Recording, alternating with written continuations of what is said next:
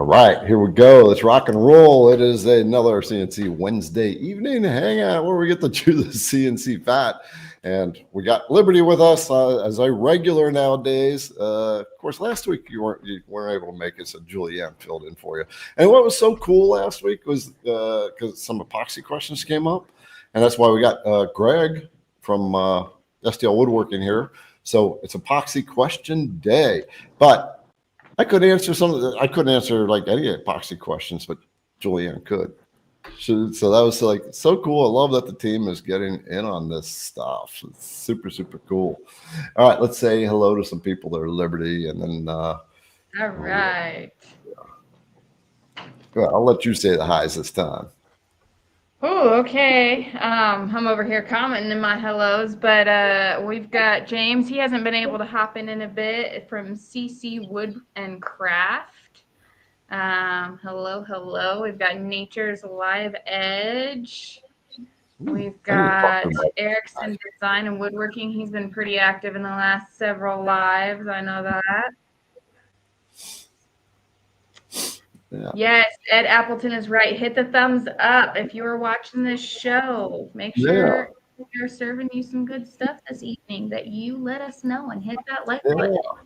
Yeah, for sure. Okay, in the background, folks, do you know who is in the background? I'll bring her on board. It is Julianne, the administrator for IDC Woodcraft, and she will put links in the description as we talk about things and in the comments, and she'll be chewing the fat with you and kicking out any sour apples. She's really good at that, which is what I like. And but before we do, anything interesting happening in the office? Lots of stuff coming in. Lots of inventory. Yeah. So lots of inventory. It looks like we are it looks like we're a few days away from actually getting a hold of the extra studio space, which will also clear out some of all the inventory we're receiving for extra storage. I've been heading out to the shop at pretty much every couple of afternoons to work on some stuff. I just finished my first glue up. It's getting planed by a friend with a planer. So cool. Yeah, he wants the office gossip. You want the gossip, Gary. You want to know what's going on when you're not there. You know what? As long as they're having fun, enjoying what they're doing, and the stuff gets done, which it always does, that's okay. It's all cool. I've been having fun. Garrett's been handing me his projects to do all the little sanding, finishing on. So I've been having fun with that. Yeah, I've been doing quite a few 3D carves. Got another one on the machine I'm going to do tomorrow. That new welcome sign. So I can't wait to do that one. And so my chickens are laying eggs now. I get about one a day. These green ones here. I've four Sussex, 2 Rhode Island Reds, and 2 Bantams. So I'm not sure who's laying that, but I think it's the Sussex. Someone said the color of the legs can pretty much determine the color of the eggs or give you a feel towards the color of the eggs. Huh. So I've got 6 eggs now. 6 eggs now. I'm so happy, but I know I'm going to have way too many coming out, so I'll be sharing eggs. All right, Julianne will be in the background. Thanks, Julianne. And remember, there's going to be a giveaway tonight whenever the ladies decide to do that. And tonight we got Greg from STL Woodworking. Bring him on. And hey, Greg, thanks for joining us once again. Absolutely, anytime. Yeah, we got the epoxy master here, and these two are the epoxy people. So I'm going to be doing the learning tonight. So it's going to be kind of fun. I'll be kind of I'll be the student. But I do want to, for those of you who have asked, a couple of years ago, was it 2 years ago when Kate and I started working on a table? Been a while. Anyway, I finally got that river table from her, so I want to share that, show y'all. And so there it is. There it is. The beautiful table. It's actually blue. It's just the nature of the lighting makes it look the black color. But so I got my new coffee table for for my living room. So I just literally put it on the floor, took a picture, sent it to Kate, and came out here. Wow. That is beautiful. Cool. Yeah, Cool. Yeah, and the wood on that is what is that wood? Well, I didn't ask her, but it's beautiful, beautiful material. Okay, let's take out my screen share. All right, so Greg, you ready to start? Greg and Liberty, you ready to start dealing with some epoxy questions? Absolutely. Absolutely. All right, folks, bring in the questions. Remember to put question marks in the beginning of it. And is there any other thing we need to tell them ahead of time? Lib, Julianne, Greg? No. Ask your epoxy questions now while we got him. Yep, well, you got it. Let's do it. All right, so there's only 2 queued, so bring them on. All right, so we've got a little celebration here for Robert Barnhill. Hello from Nebraska. This is a good way to spend my birthday. Happy birthday. Happy birthday to Birthday, you. Robert. Thank To you. you. Happy birthday, dear Robert. Happy birthday to you. Da, da, da, da. Nice. That's why I didn't quit my day job.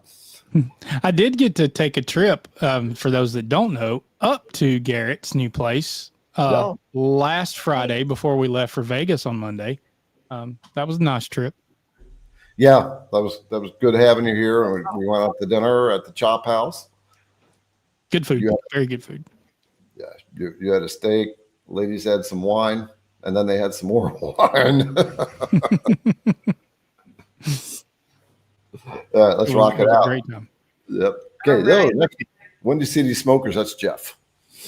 Yes. Okay. Jeff says, I had a bar purchase one of my smokers, and I'm looking at doing some torture testing before doing a hard push on business sales. That's exciting. Nice. Yeah. So Jeff's smokers are cool. It's been interesting with him. So he's been following my channel. We've been dialoguing for a good 4 years, and he'd spent a lot of time trying to search out what is a good product. And I just tell him, you got a niche in, pick something. He finally narrowed in on the smokers.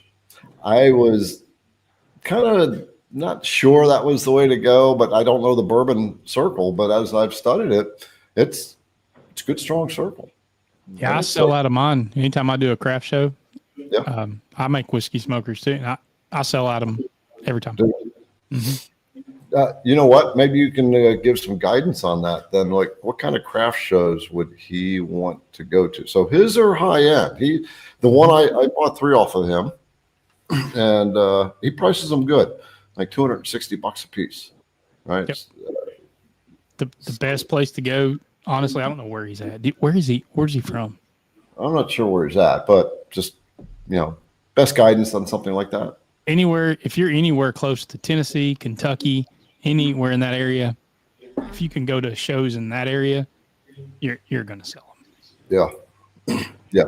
You can actually even approach some of the bourbon bars and bourbon companies, actually maybe create a wholesale type of setup. That would be really nice. Absolutely. All right, we got our first question. What material can be used with epoxy? My granddaughter was born on my birthday, and I would like to do something with our birth certificates. Can I place them in epoxy? That is from Robert. Yes, you can. You do have to be careful, though. You have to, what I use is Mod Podge. It's a spray-on, kind of like a sealer, specifically for that, for paper, for pictures and stuff like that. You have to do a few coats of that. Once you've got that good and saturated with Mod Podge, you can then pour your epoxy over it. Be real careful though about how you attach your birth certificates to your medium. Do not use super glue. It will absolutely bleed through the paper, even if you got Mod Podge on it, and it'll ruin it. So use tape, something like that, double side tape, anything like that. But yeah, you want to coat it with Mod Podge. I never can get that right. And So then, is Mod, you put that on the paper, is that yeah, right? you spray that on the paper itself. Okay. Is this That's what it. That's it right there. Yep. Okay. That's All right. exactly what I use. The one your cursor's on right there. Which one? 'Cause it's The- red. Go back to the left. The second one over from the left. That's Okay. the exact one I use. This one right here? Okay, Mhm. folks. I'll get you all a link, folks, and I'll drop it into, I'll get an affiliate link for that. I'll drop it into the comments. All right, go ahead. Next. All right. This one is from Eldon. What is the best way to prevent bleeding with epoxy? And I've seen this question like kind of repeated throughout. A couple of people have asked if it depends upon like the species of, Alice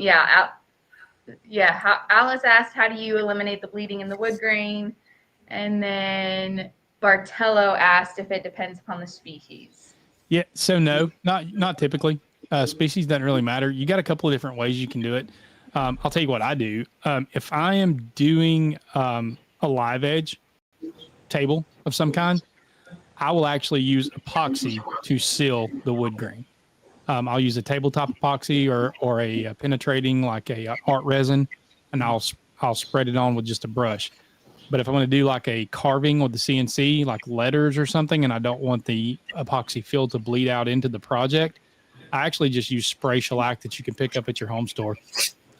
Spray a couple of coats of spray shellac on it, and it won't bleed. It'll seal the wood good. All right. What brand of shellac do you like? Just the regular old shellac. Kind of, I forget who makes it. I think it's Minwax or something like that. It's just whatever you can get at Home Depot. All right. I'll drop a link. Black in shellac. for that too. Yeah. I'll drop an Amazon link in for that as well. All right. I'm hoping you might discuss how to layer epoxy, like having a background, one color, a different color, letters on top, etc. I see questions about that method a lot, and I'm curious how it works. Are you talking about like doing a colored layer on the bottom with a clear type layer on top? If that's what you're talking about, I actually use that all the time when I'm doing tables because I love to be able to show the 3D effect of the actual live edge, but also have an opaque bottom where you can't see through the table. So I'll do like a 1/2 inch. If I'm doing like a 2.5 inch, 2 1/4 inch table, I'll do like a 1/2 inch of a color and then let that tack up. And then I'll pour my clear epoxy over top of that. If that's not what you're talking about, be more specific and ask again. Okay.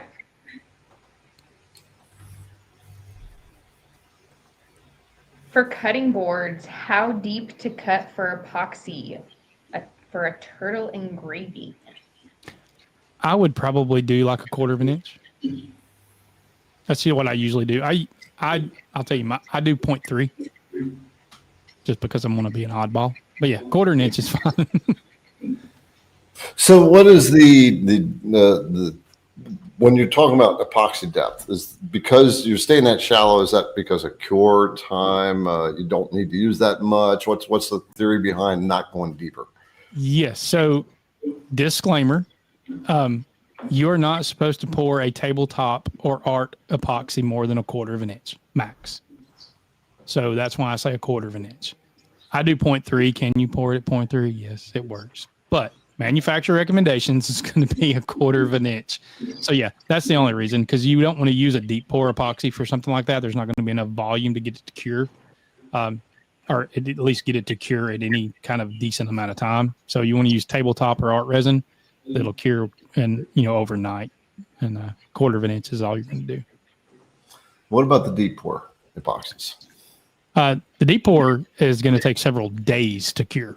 Like I don't mess with my stuff that's deep pour for a week. I leave everything to cure for a week. What is your go-to? Speaking of deep pour, what's your go-to deep pour? Super Clear. Full disclosure, Super Clear is a sponsor of my channel, but they are that because I used them for so long and reached out to them. So it's absolutely 100% honesty coming from me. They are my go-to epoxy. And he said 1-to-1 too. Think on that comment. Yes. Yeah. So 1-to-1 and clear coat.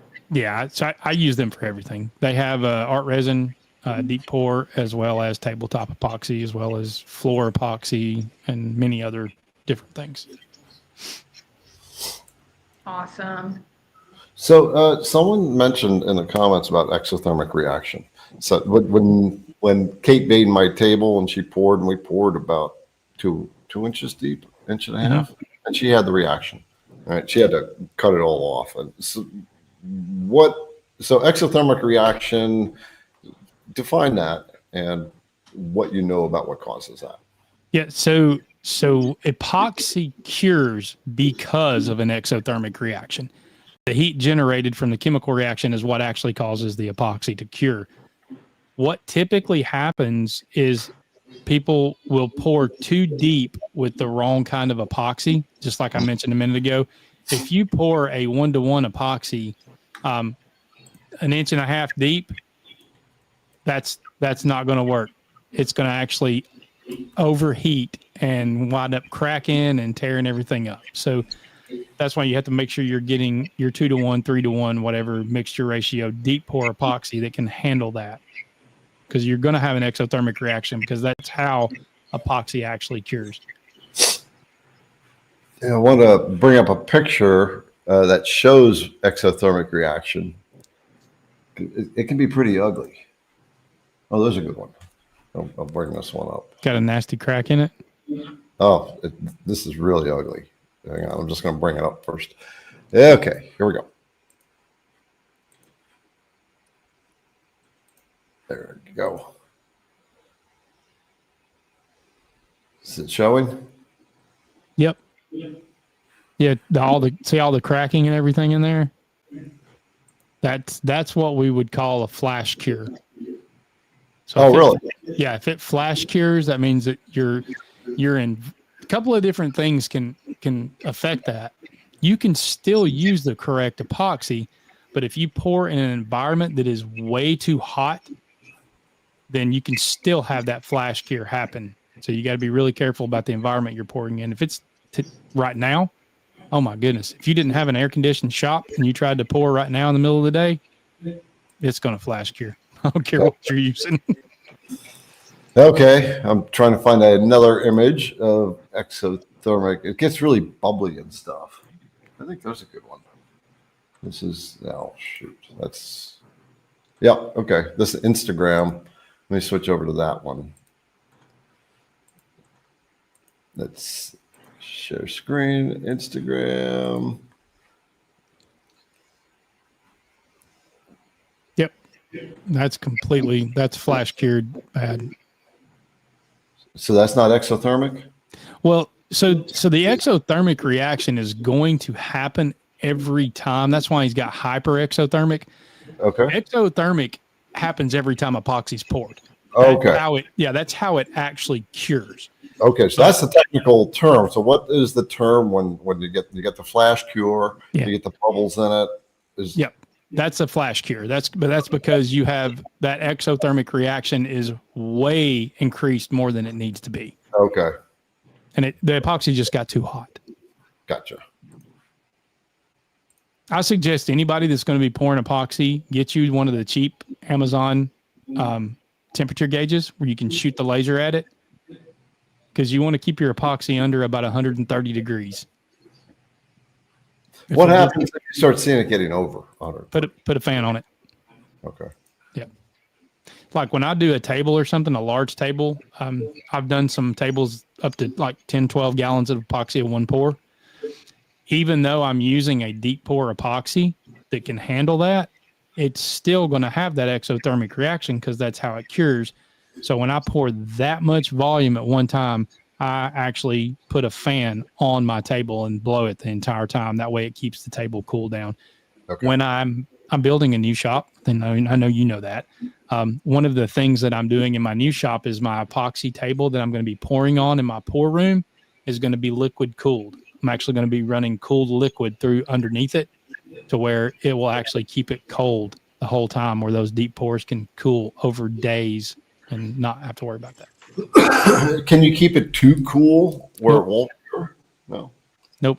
If you've ever seen BM Sculptures, he's a sculpture channel. He does some amazing epoxy and wood sculptures. He actually cures his sculptures in a deep freezer because he pours I've seen that. so deep. Yeah. I've seen Yeah. this video. I mean, his pores are like that deep. They're really deep. They are. He pours like 8, 9, 10-inch deep pours. Way more than recommendations, but that's why he pours them in the freezer. Dang. All right. Ken Armstrong, what is the status on the T-Track? We have them. They're on the website. I'm assuming we can say Julianne, and she's already on it. Yep. Please put a link. Oh, that was fast. Dang. That was quick. She was punching that in as you were talking. I saw her going for it, but I really wasn't expecting it to be that quick. All right, there you go, Ken. In the comments, and it'll be in the description as well. John, I will be doing a project with epoxy that requires several pours, different colors, and I need to cut the epoxy and pour different color in the cut epoxy. Suggestions? Yeah, so you're doing like a multicolored CNC pour, I'm assuming, like a sign. I've done a bunch of those. Yeah, just make sure, the biggest thing is make sure you let the epoxy cure before you start cutting with the CNC or router, whatever you're doing with it. Don't cut into it before it cures, or you're just going to make a mess. But yeah, make sure you do that. Make sure you've got, if you're doing really tight lines and really tight image type things, be real careful about your overlaps. You want to make sure that you overlap those lines if you're going to be going anything more than probably, around 0.2 or so inches. Otherwise, you got to remember you're going to have wood underneath that. It's going to show if you're not overlapping that to create that. So that's a whole class all in its own. But yeah, just make sure if you're going to do anything deeper than that, you make sure you overlap your lines for where your color changes are going to be. Good question. Mm-hmm. Very good question. I guess we kind of already answered this. Windy City, if you have any further questions, I think we can maybe elaborate, but we've elaborated pretty far. You can put it in a deep freezer and it'll cure. All right. Hi, IDC team. New to CNC and patiently waiting on my alt mill. Numerous CNCers recommend to practice on material to ensure the project turns out great. Which material recommendation can y'all make? And that is from Screaming Goat CNC. I like that. Some people practice with that pink foam that you can get at the at Lowe's. I started off practicing with MDF. The only thing with MDF though is super dusty. If you don't have a vacuum system on it, it's going to be everywhere. It just floats in the air. What do you say, Lib and Greg? I practice with MDF. I use vacuum for sure, but yeah, because it's pretty forgiving, and you can mess up and not screw things up with MDF, and it's a really good practice medium. Next step up is always cheap pine, just because that can step you into the wood side of it a little bit more, but still cheaper. But it also, again, doesn't produce the greatest results depending on what you're doing and searching for. Yep, I'll agree. I started off with pine and MDF. Yep. All right, when pouring epoxy on a wood sign, is it best to sand off excess with a sander or run it through a planer? Yes, you can do both. So If you're deep enough, I run it through the planer first, but understand you truly need a helical head planer if you're going to do that. A straight knife planer is going to chip the Jesus out of your epoxy. But yes, so I would use a planer if I could, but sander, if you got a sander, that'll work great. If you got a drum sander, that's even better. Beautiful. Now, okay, so I have a question. Like, how much sanding does it take to get it like shiny again once you start sanding it? So that's a good question, actually. It depends on your application. So a couple of different things here. If you're going to do, let's just say like a charcuterie board, where you're going to have maybe a name, a design in your charcuterie board or whatever, you're probably not going to polish that. So sand it up to about 220 grit, and then you're going to put your oil on it like you normally would. That would be fine. If you're going to do a table where you're going to need to polish it, then you're going to have to wet sand. I always wet sand up to about 5,000 grit and then polish. Okay. Just don't polish your wood. All right. Let's see. Do you put the shellac on after the carve or before the carve? I put it on after the carve. You can put it on before. It's not really going to matter, but you're going to have to reapply it so it doesn't leak into what you've exposed after you carve it. So I usually just wait till after I carve it and spray the whole thing with a coat of shellac.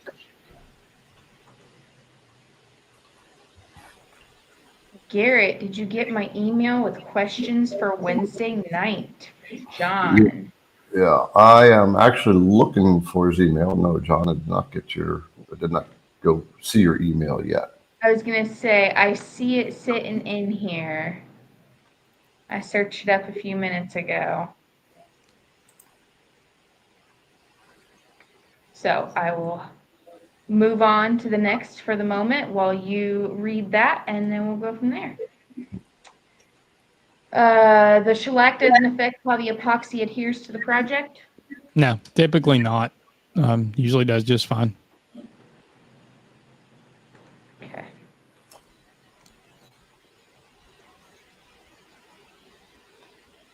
Have Absolutely. you blended two separate colors of epoxy? Yeah. Absolutely. Sometimes you absolutely have to do that to get to the color that you want. I actually did a video, man, it's been a while back. I did a video of a table I built for my work, my full-time job for paramedics and EMTs.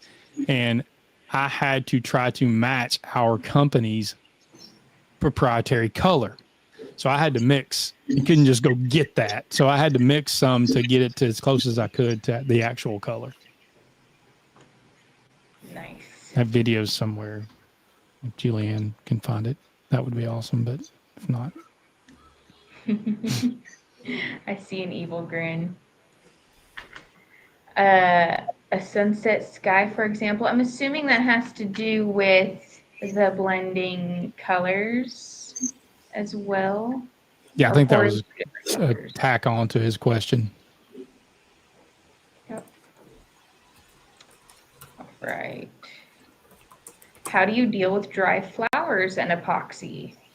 They work just fine as long as they are truly dry.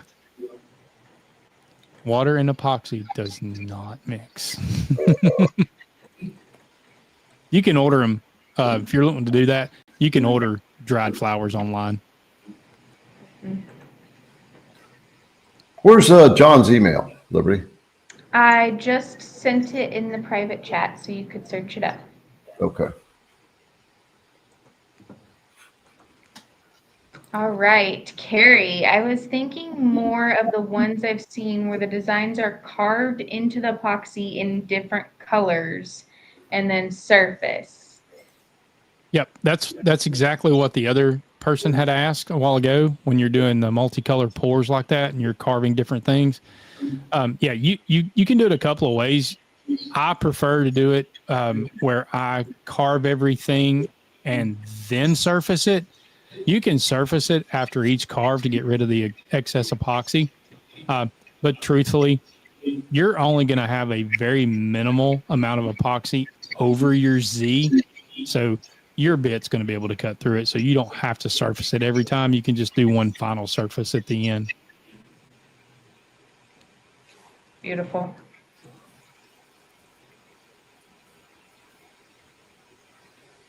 After mixing, can wait for epoxy to thicken so it won't run off the sides fast. Oh, where'd it go? Yeah.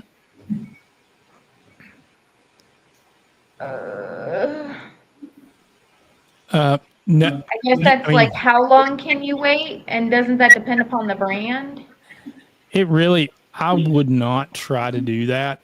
Maybe you can throw something in there, Owen, exactly what you're trying to accomplish. But if I'm doing a flood coat, which is what I would consider that, where I'm wanting to coat the whole top with epoxy, I'm going to purposely let it run off the sides. That way it can coat the sides as well.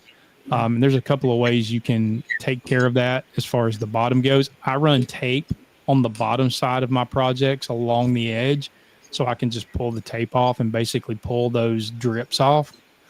Or you can just simply sand the drips off after everything's cured. You just flip it over and sand it off. Beautiful.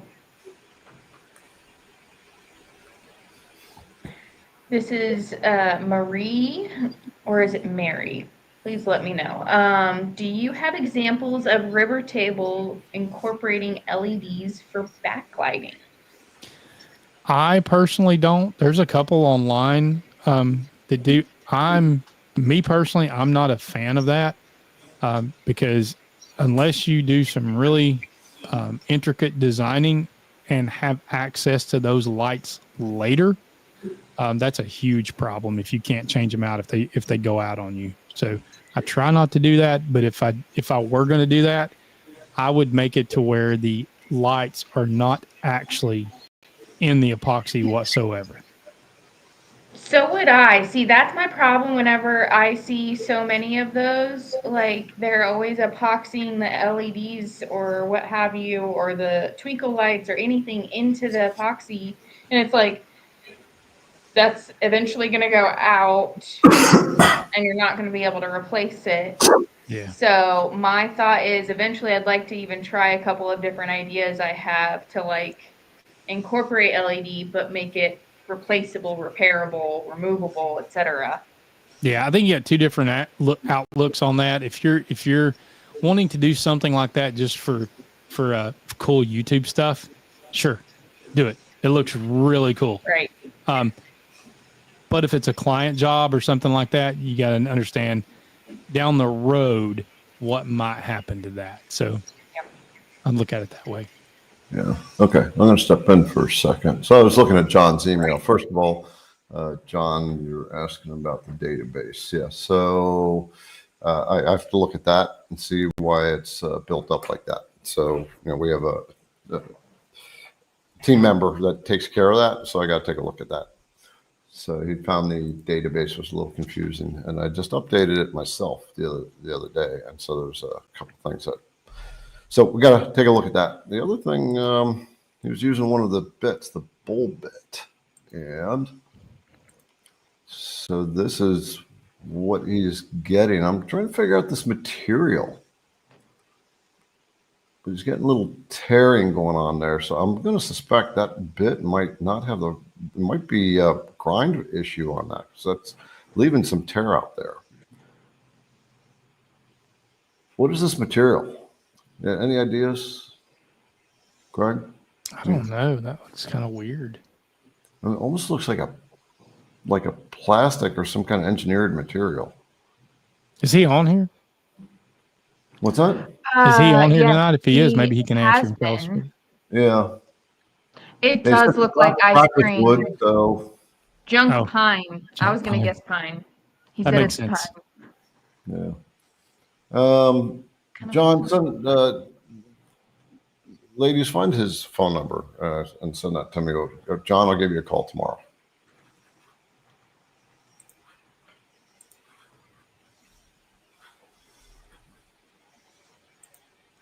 All right, give me just a second. I will text this to you. Looks like ice cream. It does. It does really look like ice does. cream. Junk pine, high density foam.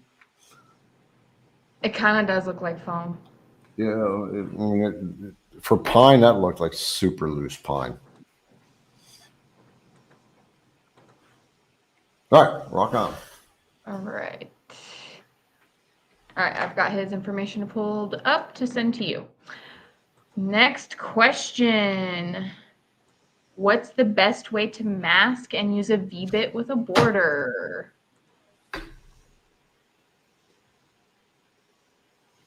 Talking about like ore mask?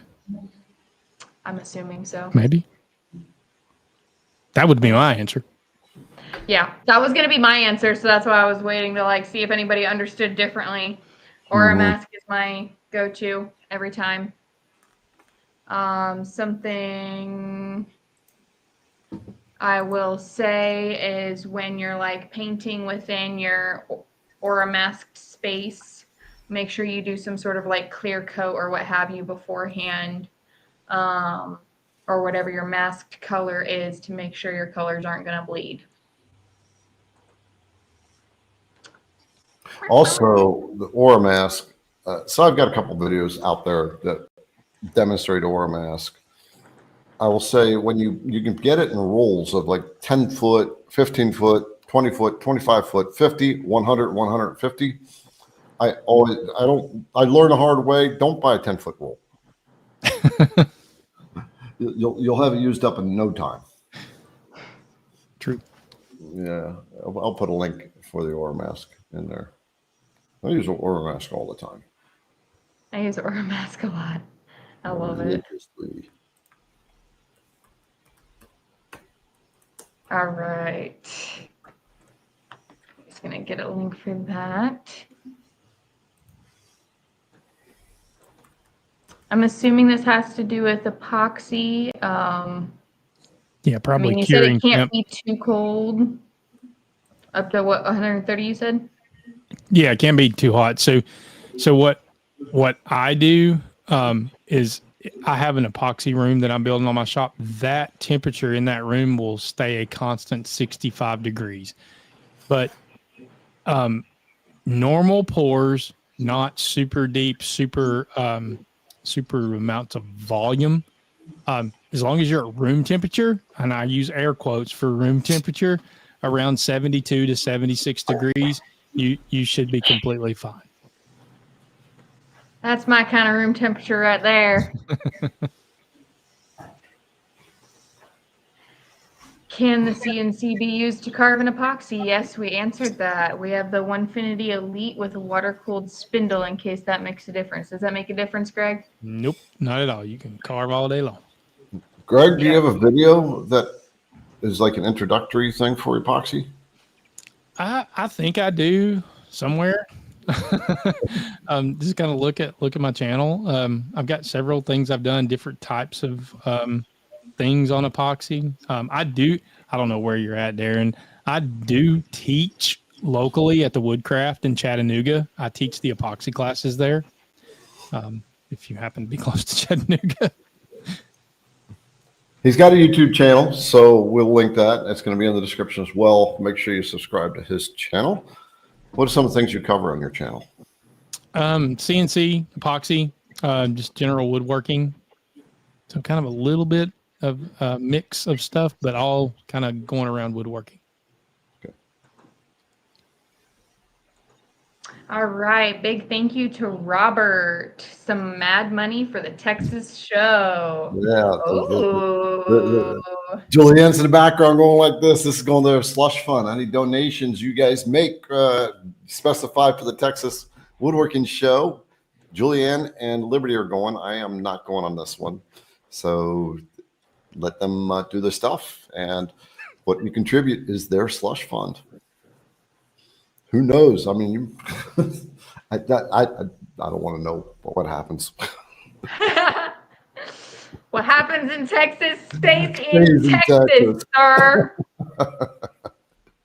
And Julianne agrees with me, so. Yep, she's in the background going, yeah. Yeah. I think they're going to be really dangerous. That's why I can't go. They scare me. Really.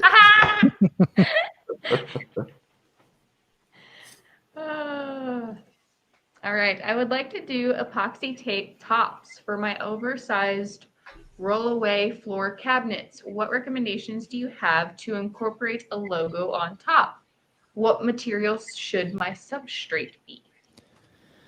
That's a really good question. Reach out to me by email. That's a whole different discussion when we're talking about doing like a countertop type epoxy thing. Logo wise, you could do the same exact thing that you can do for signs or anything else. You can use MDF, you can use plywood. Doesn't really matter on the substrate, but there is a caveat to that on the countertop epoxy. So if you want to reach out to me by email, we can discuss that. That's a whole nother different type of epoxy. Woohoo. So we'll put his contact info in the description. Is it possible to update the Carveco tool database? It's always possible to update that.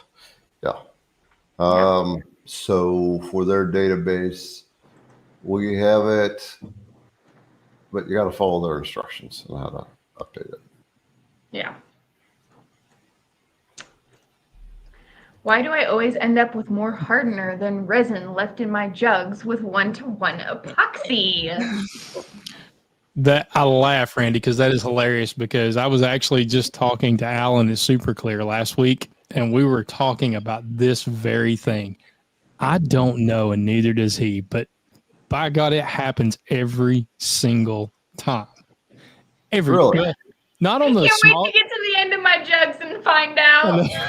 Not on the smaller kits most of the time. But if you're doing the larger 1.5 gallons, 1 gallon kits, it happens every time, man. Every single time. Oh my gosh. That's great. Good question, Randy. Randy, there you go. You are not alone. The only time it doesn't happen is if you're mixing a full, like this not 1-to-1, but full 3-gallon kit for the deep pour, then all of it gets used. But the 1-to-1, you're out of luck. It's gonna happen every time. Full dumping everything out. Yeah. That's when you're gonna run out, yo. Yeah, I want to jump in real quick. All right, acrylic wood designs. Did we say we have an update on the database? Yes, we're updated. So we update it every time we add a tool. Yeah, so yeah, it's updated. I'm not sure when the last update was. When was that, Julianne? Because normally the team takes care of it. A technical guy does it. So probably about 3 weeks ago, I'm going to estimate. All right, Liberty had to jump off for a second. Okay, JR is saying, John, if doing a deep pour 2 inches or more, what about layering the epoxy about 1/4 inch at a time? So, couple of different things. So, can you do that? Yes, you can. But if you're using, again, I'm going to recommend Super Clear. Super Clear can pour up to 4 inches on one pour. It is better if you don't do that, because when you do that, you are inevitably going to have layer lines in your epoxy, especially if you're doing a exposed side edge. If you're not, then it doesn't really matter because you're not going to see it. But if any of your epoxy is exposed on the ends, you're going to see those layer lines, because usually, even if you measure out your pigment, whatever color you're using, you're almost never going to get it perfect. The color might be off just by a hair, enough to see those lines. So I absolutely recommend if you're going to do a 2-inch pour and it's going to be the same color, use one single pour and do it all at one time. Albert saying, is there a setting on the Shark 2 for using inch to millimeters? When I use the inch, this is a question for Liberty, although she doesn't have it yet. When I use an inch in carves, my project ends up being the size of a postage stamp. Yeah, so what you should probably contact the company. There's a breakdown somewhere between your design and the control. Make sure you're using the right post processor. Make sure that you're using a post processor for inch and not millimeters. A lot of times, or most of the time, companies will duplicate the post processor. One will be for inch, one will be for millimeters, and that's probably where your breakdown's at. Double check that. Check your control setting, check the machine settings, and if you're still getting it, then contact Shark. Mike saying, is that regular shellac or de-wax shellac? Ideally de-waxed, but that doesn't matter. You can use regular shellac. I use regular shellac 90% of the time because de-waxed shellac's not easy to find. It's not? Not usually. A lot of Home Depots don't stock it regularly, so just regular shellac just works fine. What's the difference between shellac and de-wax shellac? No wax in it. Okay. What's the wax do? What's the intent behind the wax? Okay. No idea. Greg, do you have classes, YouTube courses? All right, you already addressed that one. Are you going to start coming up with classes or courses for that? Probably at some point once I get into my new shop. Okay. There is someone out there. I don't know if he still has his courses available. He does really good work. We had him on here once. Nate Wood. Yep. So we'll link him, but look for Nate Wood. He makes his niche are the floors for workout benches. And he makes them for gyms, and really cool. And they're all large epoxy pours, multicolor pours. So we'll link. We still have his course link. Do we have that? Okay, we're gonna link that in here. Speaking of floors, y'all, hey, look, the IDC crowd is going to be the first to hear this. So one thing we're going to be doing in my new shop is my entire shop floor is going to be epoxy. Super Clear is coming up, and we're going to do a video. We're going to do Alan, the guy from Super Clear. We're going to do a whole video on my shop epoxy floors. Ah, cool. It's going to be I really want to. Yeah, I want to get them on here. I've been wanting to for quite a while. Cool. So we'll make a point of that. All right, Lib, let you take over. Greg, do you measure epoxy for small pours by volume or weight? That's from Pete. So, Pete, I never use weight. I always use volume. I don't like the whole weight thing. I use volume, and the epoxy that I use, it can be done in weight. It absolutely can. It can be done in parts if you want to convert it. But the easiest way to do it is just by volume. What about dust? How do you deal with dust? I have a net that I actually put over my bigger pours to keep anything out. Okay. Because you'll get dust is actually, believe it or not, dust is usually not that big of a deal. When dust takes a little while to settle. When it finally settles, it'll usually settle on top, and you're usually going to surface it anyway. But what's a pain in the rear is gnats, bugs, stuff like that. They will, as soon as you pour it, they'll go straight to it. So I use a net to put over my stuff. Okay. I see people using the pressure pots for their epoxy, and they do that before they pour. Why do they use pressure pots instead of vacuum? So it's the opposite. So before you pour, you'll use a vacuum. I use a vacuum chamber on every one of my deep pours. Okay. That way I can pull the bubbles out of the epoxy, because you're going to mix bubbles into your epoxy. I don't care how slow you mix or what type of epoxy you're using. You're going to get bubbles in it. The deep pour epoxy, They typically take a long time to cure, so the bubbles can off gas. You usually don't have to worry about them, but I still use a vacuum chamber. The pressure pot is going to be for your casting type stuff. So 2 different thoughts. Your vacuum chamber is going to take those bubbles and actually pull them out. Yep, it expands them so they rise. Yes, and then they'll pop. The pressure pot is going to actually push them and compress them down so you can't see them with the naked eye. So that's going to be for smaller projects. Okay. Because obviously, unless you want to buy a huge pressure pot, which would be crazy expensive. Right.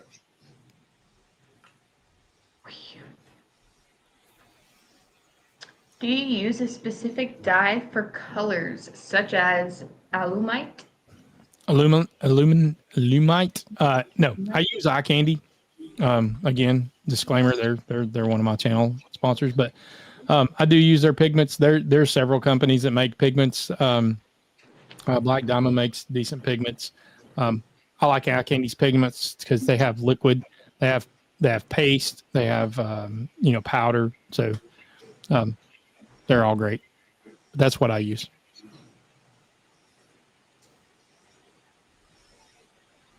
When sanding an inlay, the epoxy will sand differently than the wood. How do you sand your river with 400 without sanding the wood down too deep? Tape. If I'm going to polish anything, believe it or not, most of my river type tables that are an opaque color, I don't polish those. Now, a clear one or something like that, I will polish unless it's a specific thing that's asked from the client. But yeah, if I'm going to polish it, I just tape along the edges, and that's it. That'll be enough to keep it off of it. So you put your tape along the live edge, and then you polish. Okay. Polish the epoxy. Mm-hmm. Beautiful. Greg, do you have any pictures of your epoxy projects you could share? Oh, wow. I'm sure I do. Not on here readily available. If you want to shoot me an email, I'll be glad to send it to you. Well, you can send some to us. That way we can be ready for some of the things and show some more. Probably good. There we go. Next time you're on. Greg, in a previous Wednesday session, I think Kate said that you could use acrylic paint to tint epoxy, something like school colors, to get the correct match. Have you tried that? I wouldn't use acrylic paint to tint the epoxy. I would use acrylic paint to paint whatever it is going to be that you're going to pour epoxy over top of. Okay. Is it possible to keep the old version of G-Sender and have the updated version on the same computer? Check. Yeah. So here's the way G-Sender works. When you upload G-Sender, it's going to write to a directory. And when it's getting ready to install, it's going to ask you, do you want it in this directory? And what it's going to do, it's going to point to the same directory, and it's going to overwrite the old G-Sender. So what you need to do is tell it to go to a different directory, and then it will go to the different directory. The thing that you have to be careful about is the icon is exactly the same. I don't think the icon. It just says update G-Sender. the icon? Yeah, the computer icon is just a rocket ship and doesn't say G-Sender 1.4 or G-Sender 1.5. So you'll have to change the name of the icon once it pops in. So if you have the old G-Sender on your computer right now, you can click right over the icon, right-click it, and you should be able to rename it. And I would rename it G-Sender 1.4, and then when it starts to install, change the directory, and then when it creates the new icon, change that to G-Sender 1.5. Beautiful.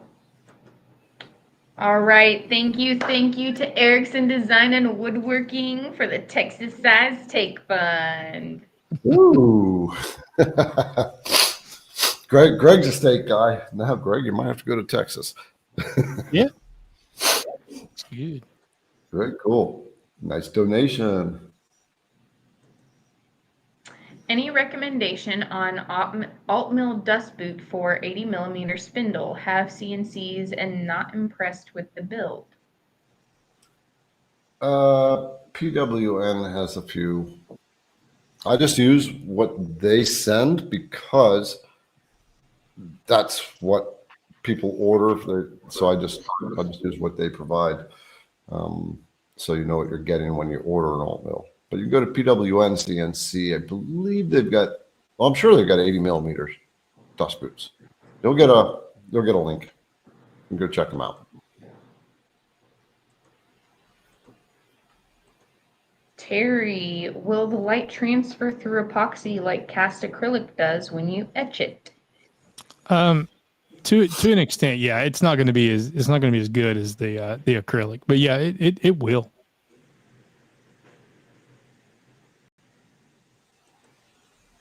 That's using a laser, right? That's what we're talking about. Yeah. Okay. Greg, thoughts on using hot glue to dam around individual epoxy pore areas? Too much of a PIA, damage to the wood base? Nope. That's exactly that's what I use. I use hot glue. Yeah, Liberty. When you go up and see Kate, she was talking about that today when I was up there. She showed me how she works with hot glue.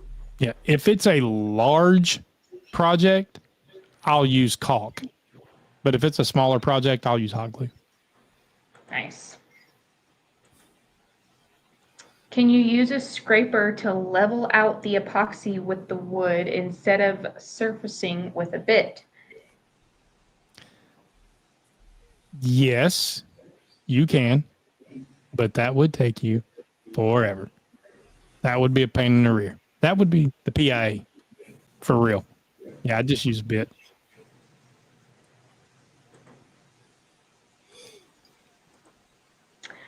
JR, Greg, I would assume that using cast acrylic as a base during a pour would melt the acrylic.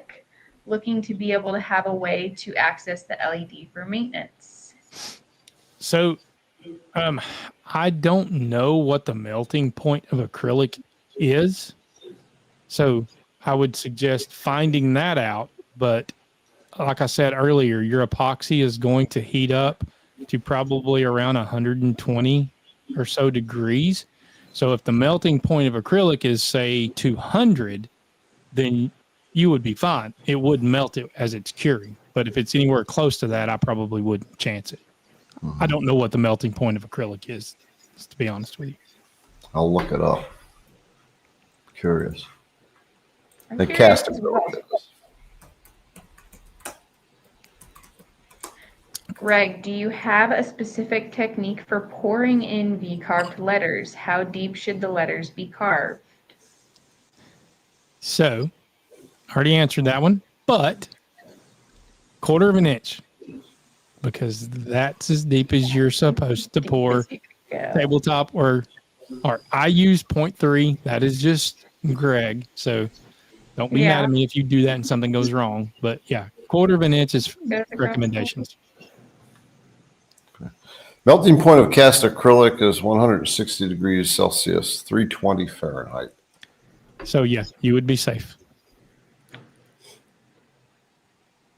All right, Doug, I did a sign for a friend. 2 years later, the clear coat turned yellow. What did I do wrong? Is there any way to fix it, like resurface it and put another coat over?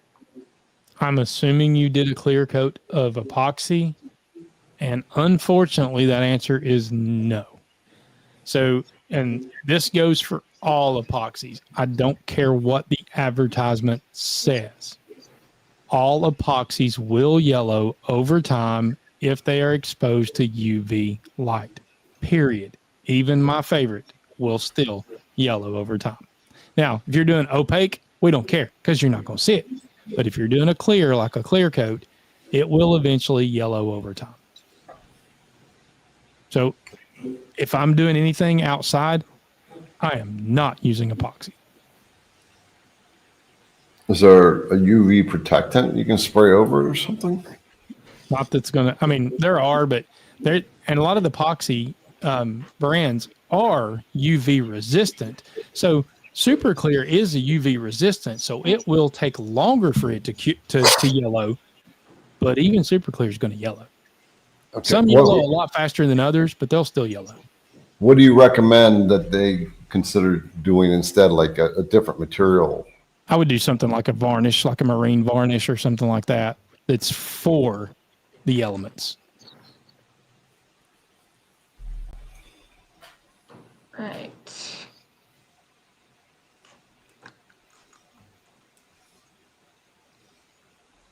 Is there a reason why you can only climb cut in V-carve mode?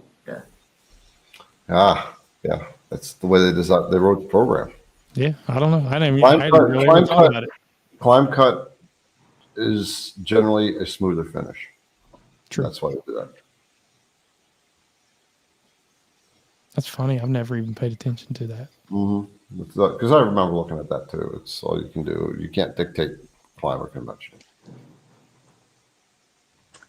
All right, Gary Lynn, part 1. I have seen many videos about coloring epoxy. They do random amounts of coloring powder. Why not use gunpowder grain measuring cups? You would have a very, very close color match. You can get them from Lee Precision or Lemon. Yeah, Lyman. you can for sure, Gary. But in my experience, even because I have a little cup that I can measure the powder with, but even in my experience doing that, it still does not ever match perfectly. It just never does match exactly perfectly. How long you been doing epoxy work? For a few years. I swore to myself I'd never mess with epoxy. How'd you connect with the Everclear? Super Clear? Super Clear, I mean, yeah. Yeah, so I used them for a while. I used several different ones, but I used them for a good while. I just never had any issues, ever. So, I reached out to them and was like, hey, this is what I got. This is what I'm trying to do. I think they came on board when I had about 200 subscribers. Okay. So they've been on that long, and they didn't care that I only had 200. It was an organic thing. It wasn't like they reached out to me to produce content for free stuff. I reached out to them. So it's just been a good relationship ever since. And then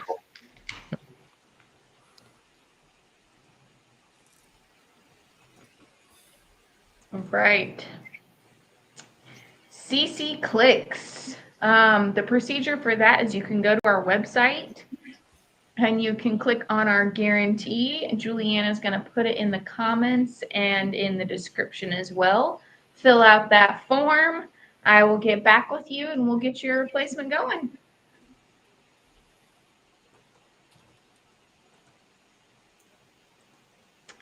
Eldon, hi, Liberty, Garrett, and Julianne. I'm wondering You have to bring Julianne on because talking to Julianne. We're going to bring you up for a minute, Julianne. You ready? Oh, okay. I guess, she says. Sure. There you go. Read on. All right. Eldon says hello. Do you have a printout or a way to view the question and answers from these videos? Example, Word docs or post on your IDC Woodcraft site? No, but getting ready to work on something like that. I was going to say, that doesn't mean that we won't. Yeah. I have ideas already. So. All right. Cool. Yay. All right. Roll on. Ed, more than 250 people watching and less than 80 likes. Don't y'all feel like you're getting a lot out of this live chat? Come on. Still, it's just a click on the button. hit the like button. Come on. Yeah, yeah. And maybe you can even give us a review if you feel like what we're doing, like on Google. Feeling fancy?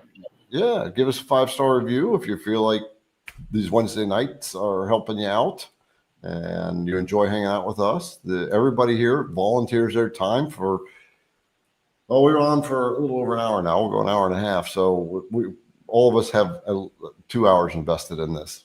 So you have 8 hours of people time on this end. Yep. All right. So you got that investment. Are you getting resources you want? Do the resources help you out? Do you like the videos we create? On and on and on. That'd be awesome. 5-star review. You'll see the link.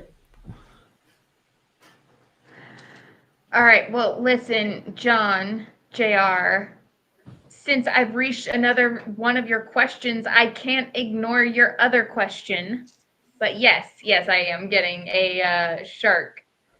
I have been speaking with Greg Tam, and I have decided on a little 2x2 to fit in the office space for the moment. I want to get us set up with multiple different machines and different brands, so we've got a lot of people covered. That's the plan. Yeah, and that's why we're going that direction too. But of course, Liberty, she had free reign deciding whatever she wanted. That's cool. You talked to several different companies, didn't you? Yeah. Yep. All right, and again, John and Greg, hand mixer or powered mixer? Any preference to reduce bubbles, or does it matter? So, hand mixing will always reduce bubbles more than a paddle mixer. As a rule of thumb, 1-to-1 epoxy, never, ever use a paddle mixer. You will not get the bubbles out, and you will ruin your project. 2-to-1, 3-to-1, your deep pour epoxies, yeah, you can use a paddle mixer. I do all the time.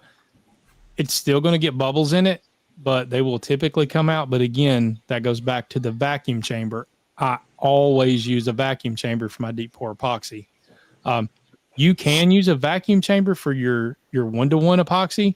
Just keep in mind, if you're pouring or mixing a volume of 1-to-1, if you leave it in that volume too long, it'll cure right in your cup. So it usually doesn't make it out of the vacuum chamber in enough time if you've mixed it with something other than just hand mixing. Ow. Ow. Yep. All right. Have you used the new V-carve or the new carve only for deep inlay? In you and videos, you used multiple steps for the male part, and the 12.5 version does that automatically. Would love your opinion. I like my version better, but you don't have to do it that way. You can absolutely use the V-carve inlay tool path. I don't, just because I'm so used to doing my own. When I'm doing a deep inlay. If I'm just doing like a 1/4-inch inlay or something like that, that tool path is fine. Doesn't bother me at all.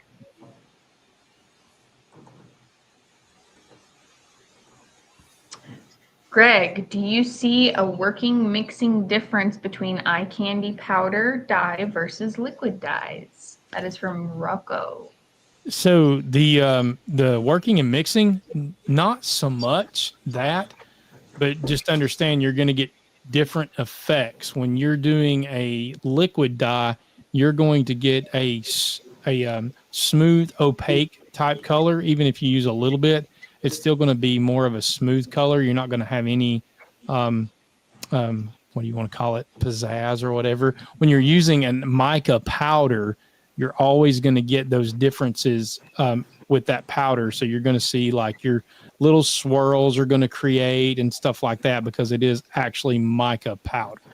So if you want something smooth, solid, opaque, or not kind of glittery, I guess is the word that I'm looking for, then you want to use the liquid dyes or the paste. Beautiful. From Rich, Greg, what bit do you have that is similar to IDC's 0.45 degree TBN that is longer cutting flutes, like 1 inch versus the 3/4? Yeah. So ours is 10 degrees. So he's looking for more like a 6 degree. I use Cody's. Y'all have it on your site too. Jenny bits. So we have the skinny Jenny. Yep, we got the 2 Jenny bits. We'll link both of those. Which one do you like better? So he's got the skinny Jenny and a little B Jenny. I use the skinny Jenny because the skinny Jenny is the tapered ball nose. The mini or the little B is just the regular ball nose. This one right here. Yeah, that's the one I use. Okay, so we'll link that in. So that's got a 16-inch taper, 16-inch diameter tip, Yep. I guess. Okay. It is. Yep. All right, and then it's got the little B with the 8-inch diameter. Okay, there you go. We'll link that in. We're out of that one. What about the other one? I'm kind of curious. We've got an order coming in though, right, ladies? All right, only 5 left of the skinny Jennies. Better I knew jump we were on it. low on the skinny. Better grab it now. Grab it now. I expect that to be out by the time the show is over. Tim Lawrence, my wife just educated me about a bit order I received a few days ago due to my bit breaking today. She told me to call y'all tomorrow. You can actually head over to our website right now and fill out our guarantee form. Julianne has put that in the comments as well as the description. And you'll fill out that form with your bit information, your order information, and we'll get you taken care of. Yep. So as far as bits go, our bits are 90-day guarantee. If you break it, we'll replace it, even if it's your fault. And we know that we get a lot of new people end up breaking their bits, so we want to be there and cover you. Sometimes we've replaced bits that we shouldn't be replacing when people are trying to carve steel with them or something like that. They are wood bits, but we educate people at that point. Yep. And also, we'll link this. This will come as a PDF, and where you can download it. We'll link this.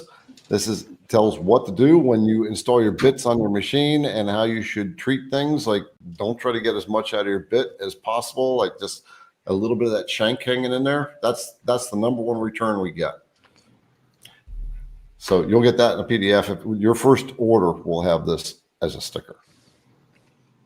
Use it. Yep. Use it. I've never seen a company come out with this. I got tired of seeing people break the you know what I'm talking about, Greg. They'll try to get as much out of it, and then they end up breaking the top of the shank of the bit. Yep. You know, they don't know, so that's why we put out that kind of resource. So I'm jumping somebody's question to the top here. Because favoritism, and I love Kate and she's Hey, Kate. on. So, Kate, Greg, do you ever use your O-flute bits on your epoxy project, specifically when you're doing inlay or only V-bits? Nah, just use V-bits. Right.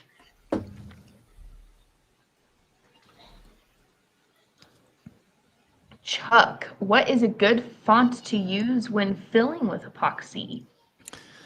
So that's something you got to play with. There are definitely some fonts that you do not want to use when you're filling with epoxy because they will be too shallow because of the design of the V-bit and how it works. And you won't be able to get enough epoxy in there to where it'll still be a good bold line whenever you sand it off. So I would stay away.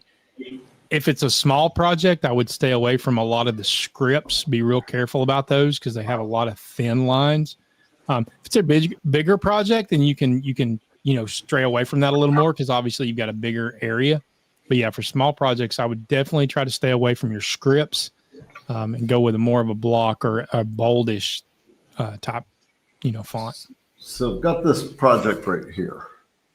Pretty tight font. All right, so is that too tight? Yeah, I probably would not want to fill that with epoxy. Okay.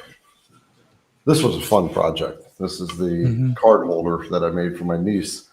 It's probably the most complex project I made. It's got lots of different things on it. And this is a project that I make available to folks. So we'll link that as well.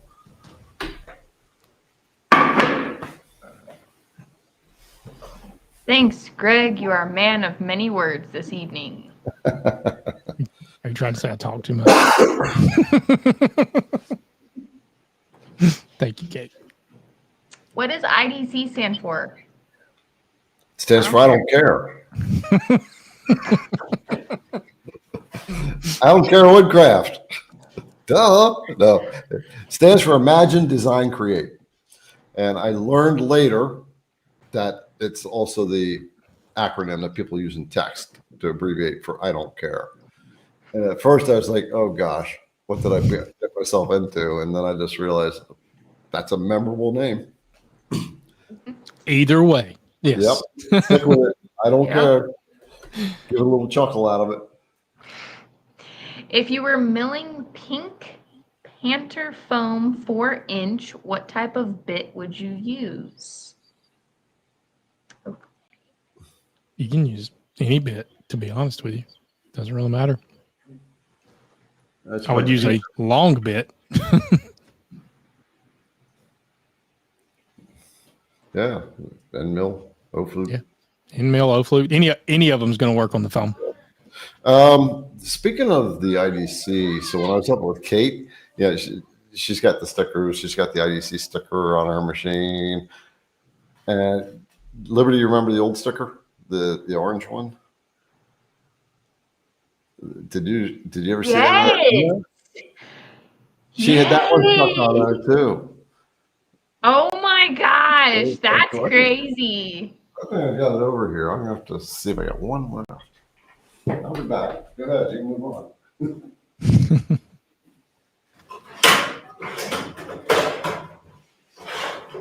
Yeah, there it is. Found it. Found it. Oh, I only have two left. One left. That's that's the original IDC logo in color. Wow.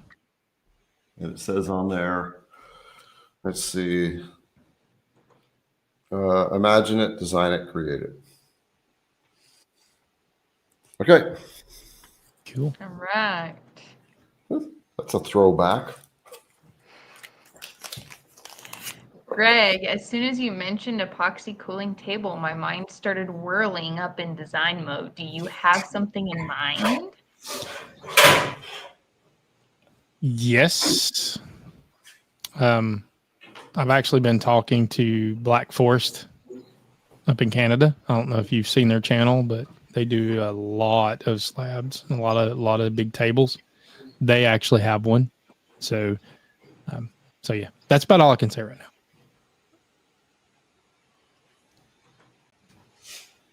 Hi, IDC team, STL, Andy Bird, and Cutting It Close motivated me to begin my CNC journey.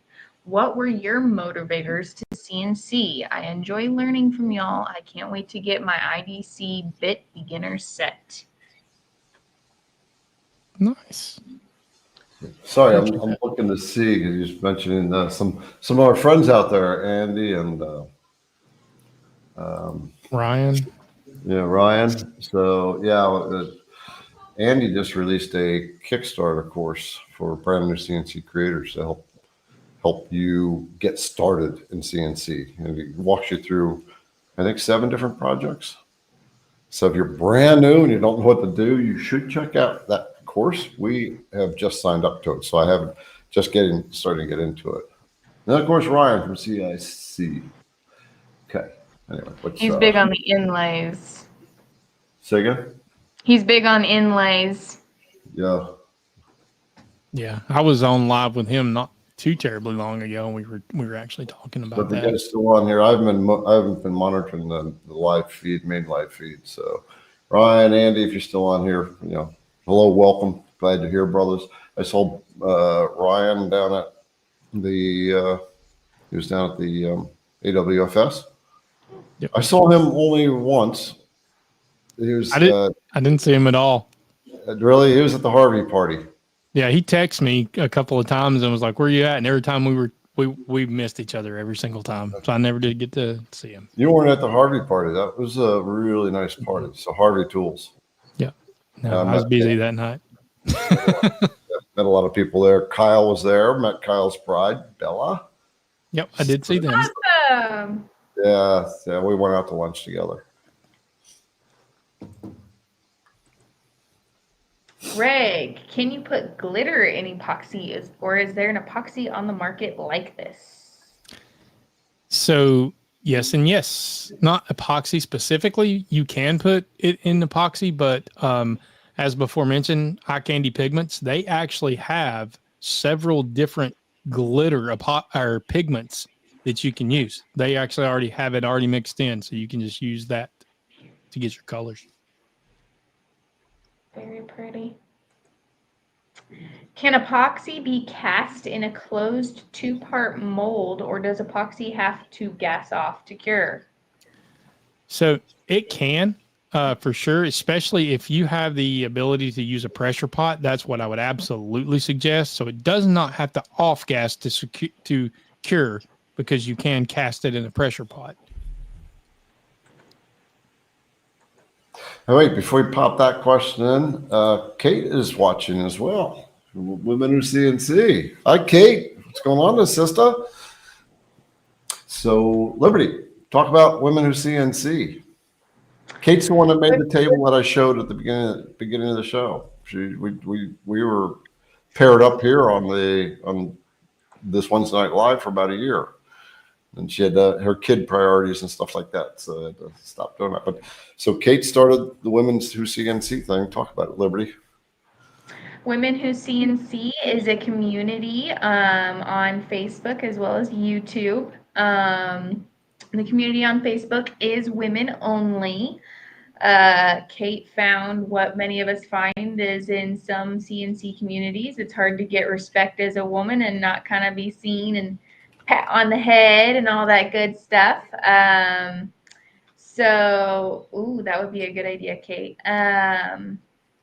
So yeah, she started a little community that it's not as little anymore, that we can all of us women can go to, and kind of share our thoughts, share our projects, ask our questions without judgment, without any rudeness and all that good stuff. And then of course we're all still involved in the other groups as well, but this just gives us kind of a space to retreat to.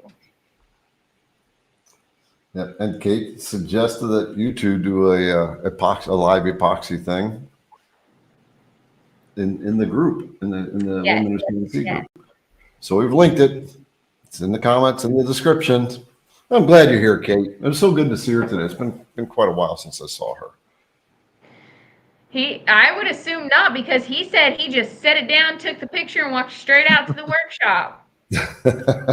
Did you dust it off before you showed it to us? I did not. I took the Shame. cover off. I took the cover off and took a picture because I had to leave it out in the garage for a little bit, let it settle in. So I was worried because as I drove down, I looked back. So we covered it up, but we had a little bit of a gap in the cover when we put the table in upside down, and so some of the epoxy was exposed. So I needed to stop and get that epoxy covered up, but I wanted to acclimate a little bit because I was riding in the Jeep, and the Jeep was in the sun. Hey, So Kate, what what wood did you use? Since she's in here, we were curious earlier. Right? Yeah, Kate, I don't know what that wood is, but it's beautiful wood. I'm gonna bring that picture back up again. Yes, Kind of looked please like do. pecan or hickory or something like that. But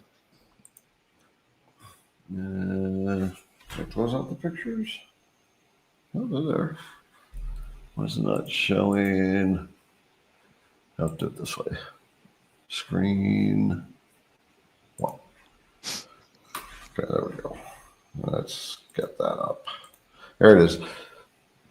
So the it looks like it's got a dark tone, but the sun was already going down. There wasn't a lot of sun shining through at the moment, so it didn't. Yep, you can see some of the dust on there. Super smooth finish on that.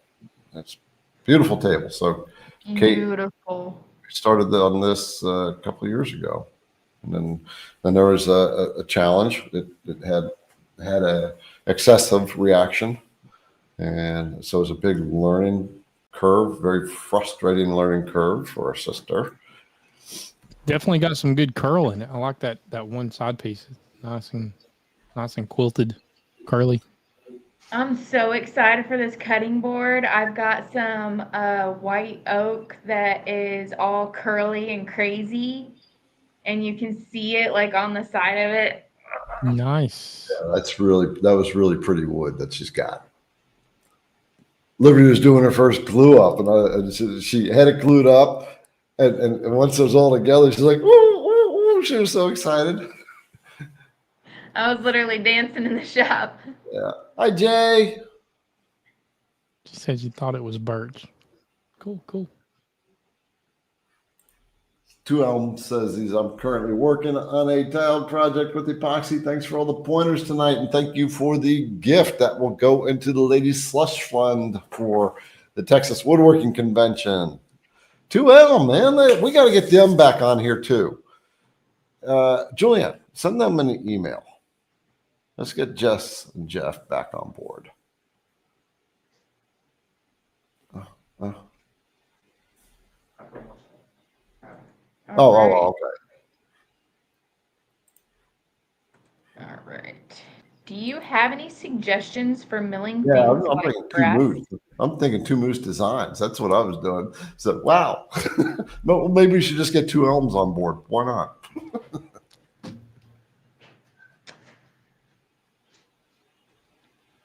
I don't mill brass or aluminum, so.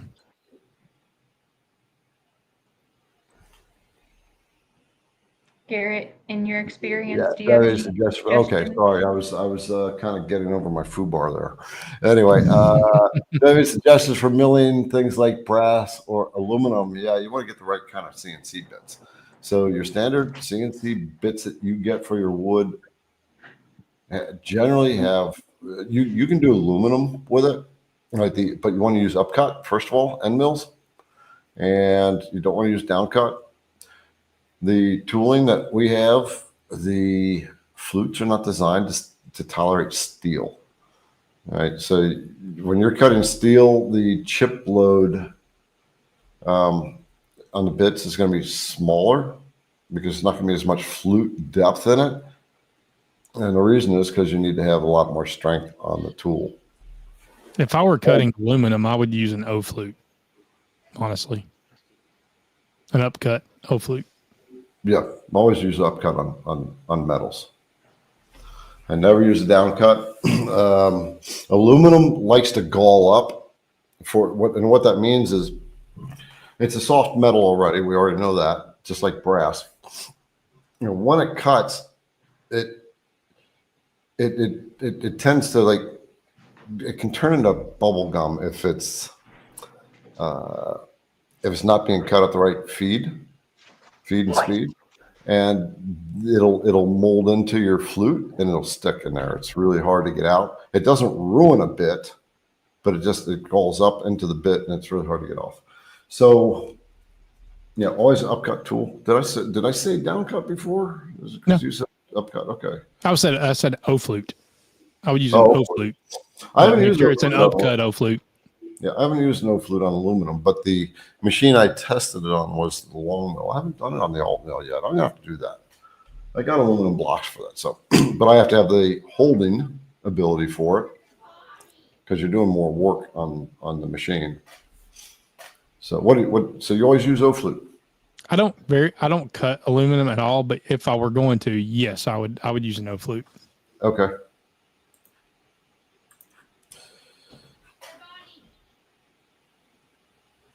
There you go. What's a pressure pot? Marie, what is a pressure pot? It's exactly what it says. It is a pot that you can put epoxy in that will put pressure on it and literally shrink the bubbles down till you can't see them. Kind of like canning when you're compressing the air out of for the seal. It's exactly what it is. You could technically use a pressure pot for canning if you use between projects too. Just saying. There you go. You guys are amazing for what you do. How did you guys get started into seeing? Thank you for the content. You're welcome. So how did each of us get started? Greg, what's your story?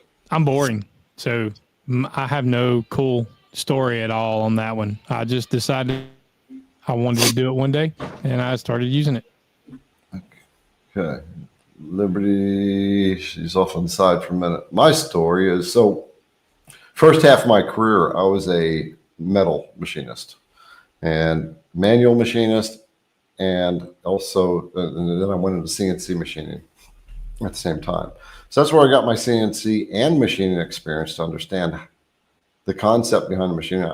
I got so good with metal machining, I can hold a piece of steel in my hand. I could tell you what grade steel it was. That was that's how much I did it. Then I did engineering. So I got into CNC routers.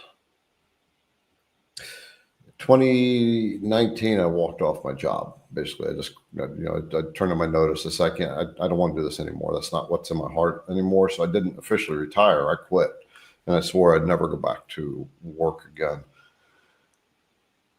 It took about 2 years. I got mentorship, trying to find out what could I do? What could I do that I could call my own, that had purpose behind it. And I made I made this word on a board with letters I bought from Michael's. It was spelled out the word wealth. And I thought, I could make a bunch of plaques that just have positive words on them, sell on Etsy or something like that. But when I was looking at that, the quality of the lettering was really bad. So I'm thinking I could make that better. And if I'm going to make something like that to sell it, I had to look it up. And that's how I found CNC. Got a Bob CNC. I started putting it together and started playing with it. And I said, I know about CNCs and how they work. Didn't quite know the nuances about wood, because it's different from metal significantly. But I started shooting videos on just how CNC machines work. And that's how it all started. I just found problems and decided to solve them. And one of the problems was starter bit sets. There weren't any good starter bit sets out there 5 years ago. So that's what I started. Started teaching about people on YouTube and put out bits. And now IDC Woodcraft is a brand in the CNC router space. That's awesome. It's kind of cool that in 5 years it's become a brand. It's awesome. Yeah. Liberty, there's a question out there, Liberty, is how do we get in CNC? What's your answer? Oh, you're muted. Can't hear you. Okay. Must have lost our audio. Okay. There we All go. right. Oh, okay. How'd you get in CNC? My answer is, IDC Woodcraft. I started working for Garrett, just doing packages and stuff, and watching what he did and watching him make his videos. And I was kind of like, and he was like, do you want to learn? I was kind of like, are you sure? And he was like, yeah. And I was like, okay. Yeah. Liberty grabbed the bull by the horns too. She knows a lot more stuff than I do when it comes to stuff like the epoxy. I don't have a clue with epoxy. So they teach me stuff now. Is there a plywood that's better than others to pour epoxy? I tried to pour epoxy in plywood. When I sanded epoxy down, I ended up going through the top layer of the plywood.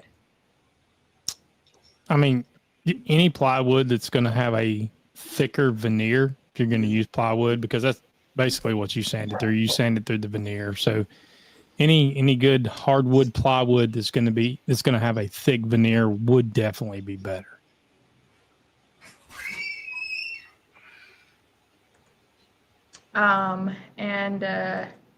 Kate advises not to use plywood. Very porous. You're going to have more issues. I definitely see that. Pouring a clear epoxy tabletop thin coat, how do you regulate how thick your pour will end up at? And how do you keep the epoxy from rolling around to the bottom of the table? I think we kind of already answered the bottom of the table. That was the answer of the tape or Yeah. just grinding it off. Yeah. When you do your calculation, you're going to decide how thick you want that flood coat, typically around an eighth of an inch, say. You're going to put that into your calculation and it'll tell you how much epoxy you need. Epoxy will self-level. So put it on there. You can spread it around with your hand with the glove or whatever, or a little, like an 1/8 inch trial. You can spread it around with that. But you are going to want it to flow off your edges so it coats the sides of your project as well, if that's kind of the look you're going for. But like I said earlier, you can actually take some tape and run it around the edges on the bottom, pull that tape off, and then you can just sand, or you can just sand the little drips off as they come.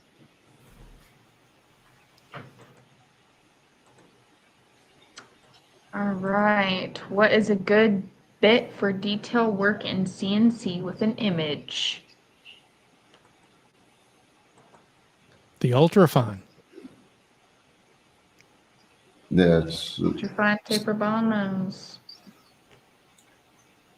yeah. So I wonder if you was talking about the image, like carving. You use V-bit, right? Yeah, use a V-bit. Yeah, if you're talking gonna about do image like carving, you would use a V-bit, like a. Okay. Yeah, if you're going to do the picture, the image V carve, yeah, it's going to be a V bit. Right. Hey, so Screaming Goat CNC. I retired after 24 years. You guys got me motivated to learn. You are my mentors now. That's awesome. That's cool. All right. Well, that is it on the questions. I guess it is. You guys got to do a giveaway, don't you? We do. All right, this is where Liberty and Julianne take the show, and Greg and I sit aside. Woot. I had to get that last link in there, so. Caught her working. Oh yeah. Well, it's funny when I was like 2 Elm builds, and I was thinking 2 Moose designs, and That's what I was like. we gotta get them on. And Julianne's like, The other shut one. up, Garrett, shut Not up. this one. But hey, I mean, I already sent a message saying that I would get him on. Yeah, I'm let's gonna get send them him an on. email. We'll get him on and see what he's doing. So, Yes, I was gonna say he said he was down. Either way. Yep. And All acrylic right. wood design. She's been using the ultrafine for 3D carvings. It's a really tight tip. It's a point. What is the 0.01 radius on that? Really tight. Anyway, okay. Well, it's the ladies' show now. I'm gonna have my beer. Cheers. All right. Tonight we are giving away. Stuff. Yes, sorry. I was reading a comment. I got distracted by a comment because I saw my name. We're giving Yeah, away sets This of is what we're calipers. giving away. Garrett's Green chickens egg. are laying. What happens if Greg's name comes up? Yeah. That's a good Well, point. you know what? Okay, so here's what we'll do. Greg, I want you to put the hashtag in. I'm going to put the hashtag in. So when they do the roll, right, and if me or Greg come up, or if both come up, what are you doing, 1 or are you doing 2? Just doing 1? Okay. I was thinking 2. I'm feeling generous. That's I up figure to we you guys. should. So we'll put it in the comments, and if it comes up, the ladies will figure out what we have to do. So every week, not only are we now doing a giveaway, but now we're going to throw a little curve in there, and I'm going to put the code in.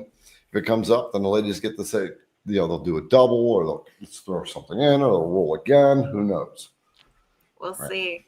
I did it. I put it in already. So Green eggs. Where you at? So, yeah, and green eggs comes from my new chicken egg.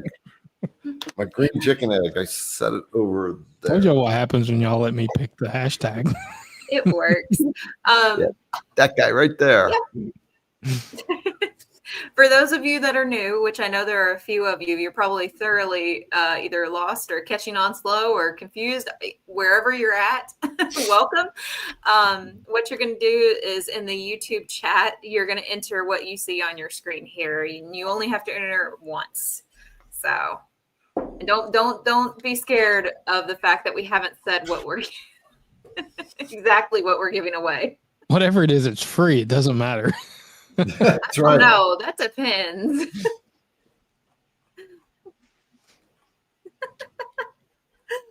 That's pretty funny. And make sure you take a minute to hit the thumbs up and take a second and give us a Google review if you haven't given us a review before. We'll link that in there. Mm-hmm. I will after all the green eggs stop going Yeah, for the chat.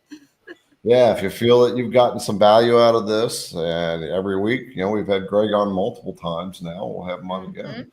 And who we got in a couple of weeks? Got Duffy on in a couple of weeks. Dusty? Alex. Yep. Alex. Duffy. Alex Duffy. Yeah, we're getting him in. Yep. He's going to be a good. He'll be a good one for your next wave questions. Mm-hmm.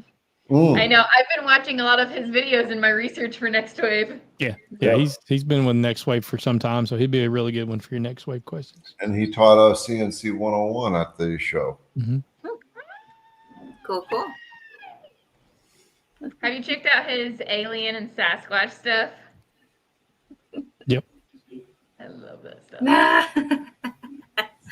Give away that orange IDC Woodcraft dibs sticker. on that. I was gonna say me or Julianne call dibs on that bad boy. Sorry. Yeah. If I can find more, I would do it. It would be a vintage giveaway, but I've only got one, so I got to take it into the ladies. No, I Now that say would we be- auction off if we find more. We auction it off for like some sort of like charity. All right. Oh, Vintage. Julianne was telling me just the other day when I'm in there, she said, I made an executive decision, and which is what I like. I like it when these guys make executive decisions, but tell them what you did. So if you all are aware, Kyle over at Learn Your CNC has a monthly competition that people enter their projects in. And sometimes we are the number one person's winnings. We give away a gift card. So the person that won for June actually contacted us and said, I don't wish to receive the gift card. I want you to donate my winnings to a reputable children's charity. So I went ahead and took the initiative not only to donate the amount of his gift card, but to match that plus a little more to, since I didn't know where he was, I went ahead and donated to UNICEF because it's a, worldly transparent charity. So. Yeah, we're donating to quite a few more charities now. We've donated. We started off with St. Jude, and we've donated what $70,000, roughly, something around there. In total, Yeah, in total. boy, I'm not. I'd have to look back at our numbers, but we've it's been Somewhere around there. But St. Jude. We donate to Missing Alexis, which is a group that supports families who have lost children. Their children passed away, cancer, crash, whatever. We just started this year, we do DAV, Disabled American Veterans. Mm-hmm. And now looks like you threw UNICEF into the mix too. Yeah. So when you're supporting IDC, getting products from IDC, you're not just buying products and getting amazing service from the ladies. You're also contributing to larger causes. Mm-hmm. And I think we're going to start making that a thing. We'll pick a staff member, and whatever charity they decide on will be who we donate to for that quarter or month. We'll of course do our St. Jude and Missing Alexis donations, but we're going to continue to add on here and pick from different places. I think that'll be a really good way of giving back. Mm-hmm. Cool. I know mine. It's one of the amazing benefits of having a business, driving on that business and getting it successful. When people, talk about money's evil or money is no good, the love of money it's the best thing money is amazing. Money does so much stuff. And now that we're able to make donations, it's such a next level feeling to do that. Yeah, and what you said, Richard, our tech guy, takes care of the website and stuff. He's the one that said DAB, donate to DAB, and we'll do that for. We did that for Memorial Day. We'll do it for Veterans Day as well.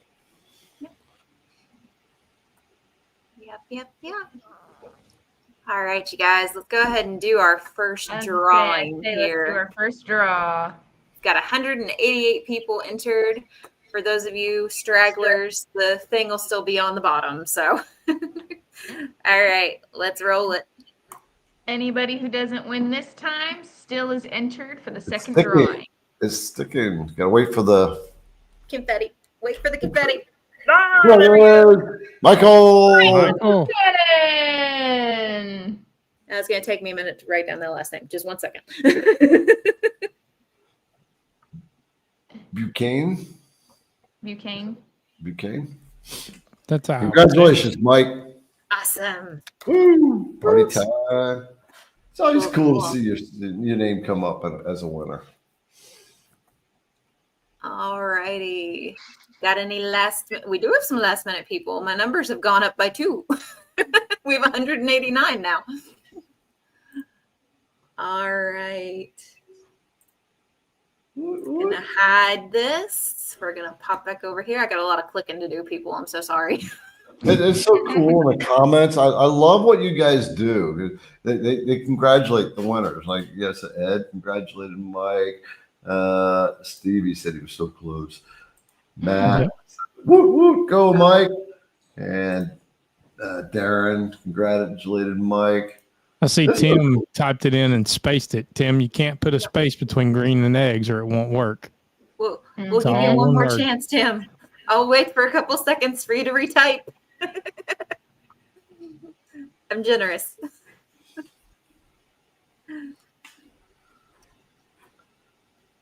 Let's see. So we've got, still 189. What did he win? We're not going to tell yet until we get the second person drawn. We're going to make you guys there we go. All right. He's in. All right. 190 people. Second drawing. Okay. Here we go. My favorite part of the show. There we go. DBSADZBZB.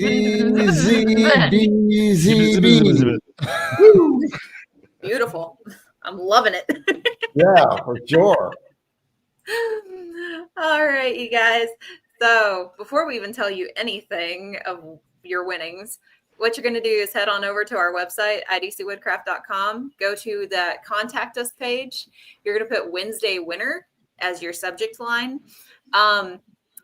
And I'm going to need a first and last name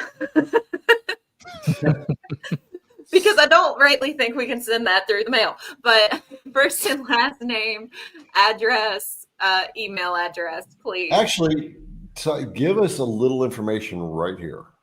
All right. So type in the comments your first name, and I mean, so sometimes people try to get these winnings for free. They'll email us, right? Does that happen? But you can't pass anything past Julianne. No, I do research. I used to work in a library, so please don't try me. I will hunt you down. She will. She absolutely will. All right. Okay, it's William. There we go. All right. So, yes. Shall we reveal what it is that we are giving away? I think that Jack in the shop may be kind of upset because it was something that he was needing a new one of. So, we are giving away IDC branded calipers. Oh, cool. Yep. We had to lug all 20 boxes up the stairs today. So we're like, yes, let's get rid of these. Yeah. So the IDC Woodcraft calipers. These guys right there. So industrial grade calipers. Mm-hmm. All right. Very, very cool. Fun stuff. I never know what these guys are giving away. Well, somebody suggested we should give away the long mill. Yeah, I know. I know, but I don't sell the long mill. But it's, someone said to give away a trip with you and that you two going to Texas. With me and Liv to. Oh my gosh, that would be wild. Only if I get a few extra days in Texas. I don't know. Can we sacrifice that many work days? Yeah. Liberty's digital file for, you should sell that for the cutting into your spoiler board and donate proceeds for charity. When I got into it with the freaking coffee trays. Yeah, well, Liberty dug into my spoil board, but it wasn't 2 weeks later that I really dug into it. I cut out a bunch of posts in it. They had kind of funny shape, and so it was like stacked. So I had all these really deep grooves just back to back. There was no holding power left of the board if I was going to use double-sided tape. Yep. Or the glue method. All right, well, that's it. So let's look at this. Matthew says still only 58 likes. No, Refresh. Update your screen. It's 188. Okay, all right. All right, You got Matt. to update. All right, we got it. All right, and everybody say hello to Kate, and we'll get Kate back on. You guys have to do another ladies' night. All right, folks. Greg, thanks for sharing all your epoxy knowledge. Anytime. It's pulling us to the next level. I'm actually like learning myself from all this stuff because I don't know anything about epoxy, but now I know quite a bit more. Absolutely. But now I got to get my hands dirty in it. Yes, you do. Yeah. I'll leave that to the ladies for now. All right, guys, we're checking out. We will see you next week. Have a great Oh, wait. evening. Before we check out. Thank you, Billy. Oh, okay. Woo, woo, woo. Texas, our big son, Baba. Texas is my hometown. All right. Aw. Caught you just in time, Billy. Thank you, Billy. He's donated several times. Mm-hmm. Yeah, Billy's thank awesome. you all very much. Yeah. Did I see Ellen there? Yeah, Ellen is Yeah. there. Good night to everybody. Like, I didn't even know they were here until they say good night. And I'm like, I didn't know guys. Ellen was here either. Yeah, they're probably cutting stuff on their CNC and just got in their earbuds. Right. Aw. Yep. Fair Well, enough. a happy birthday again, Robert. Definitely happy birthday. Yeah, happy birthday. All right, and I won't sing again. All right, we'll see you, folks. See you.